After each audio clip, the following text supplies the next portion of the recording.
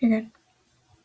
Good morning. I'm McKenna Dobbs from History Live, here today interviewing some very important people who were involved with the landmark legislation of the Civil Rights Movement. First up, we have President Johnson. President Johnson, why did you sign the Civil Rights Act? I thought this was the right decision for our country. Segregation is an awful thing and should never happen again. And this is why I decided to sign the 1964 Civil Rights Act. So true. And let me just say, we are so grateful that you did that. You signing the Civil Rights Act and being involved in it really impacted our country, and it's still in effect today. Moving on to our next important person, we have Mr. Mike Mansfield.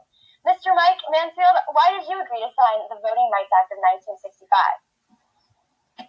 I agreed to sign the Voting Rights Act because I wanted African Americans to have more freedom when it comes to voting and be able to use their voting rights. Very important too. What other civil rights acts did you vote in favor of?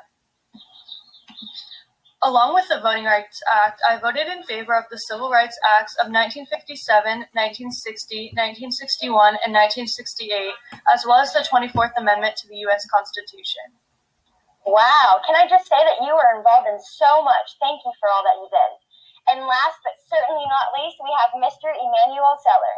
Mr. Seller, how did you help us throughout the landmark legislation?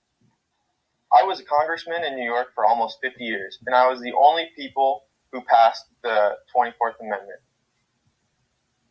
Wow, thank you for that as well. And that about sums it up for us today. I hope you were able to learn a lot from these very important people. Once again, I'm McKenna Dobbs here from History Live, and